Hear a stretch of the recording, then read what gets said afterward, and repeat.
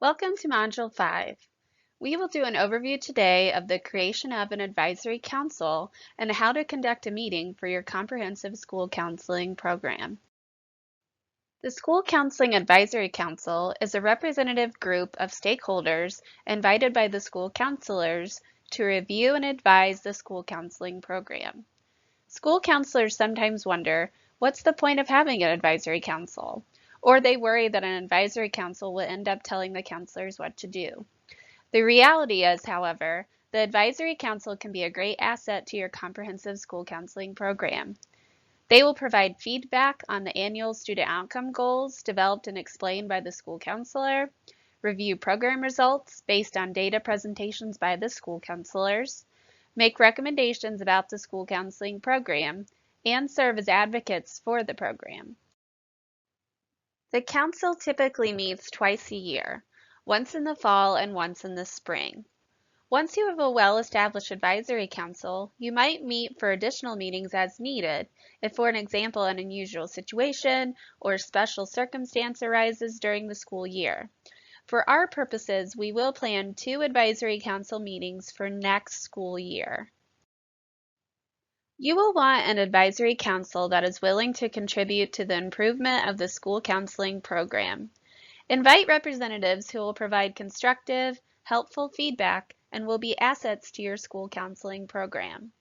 Make sure to include representatives from all stakeholder groups, including parents, teachers, administrators, business and community members, and even students as appropriate.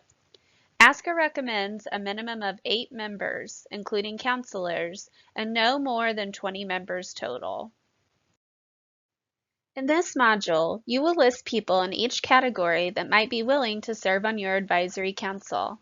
Review the list to ensure a representation of diversity that matches your school's population. Once you've identified potential council members, you can reach out with an introductory email or a phone call to confirm their willingness to serve and their availability.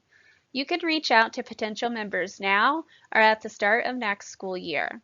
We've provided a sample email here that you can use when contacting potential members. Just look for the info icon in the platform.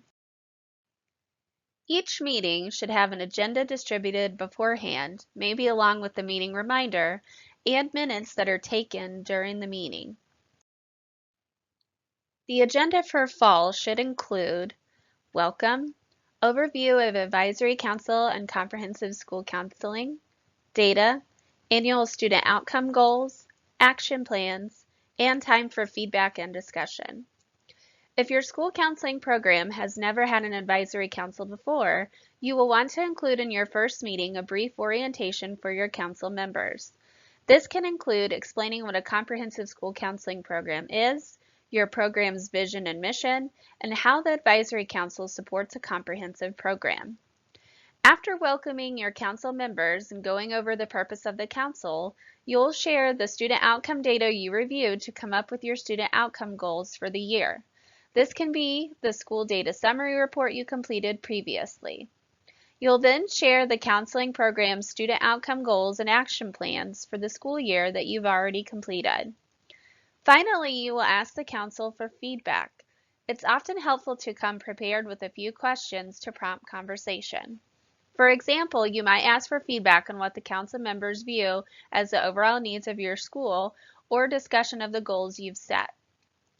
If your school has an established school counseling advisory council, you may not need to include an overview of the council and its role. There might also be time to include some agenda items that may not relate directly to your program goals, such as adding a counseling intern to the program, or changes to scheduling, or even challenges for the year. The Spring Advisory Council meeting is similar, but will include sharing the results of your annual student outcome goals, the results of your pre-post assessments from the classroom lessons, and small group in your goal plans, including your Closing the Gap results. During both of your advisory council meetings, you will need to keep minutes. You can use your agenda items as an outline for your minutes, and then simply add summaries of any discussion and feedback on your student outcome data, goals, action plans, and any other items you might have added to your agenda. For now, your tasks to complete are: enter the names and email addresses of potential advisory council members. Tentatively schedule a date for your Fall Advisory Council meeting next school year and a tentative date for your Spring Advisory Council meeting.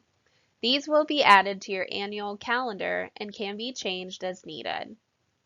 If you would like to go ahead and reach out to your potential advisory council members to make sure they are willing to serve, you can find a sample email to copy and paste. Otherwise, you can contact them at the start of next school year. As always, feel free to contact me at rfraser@doe.in.gov for assistance. If your question pertains to the online platform, you can also contact Amy Porteous of Inspire Success, our technical partner, at amy@inspiresuccess.org.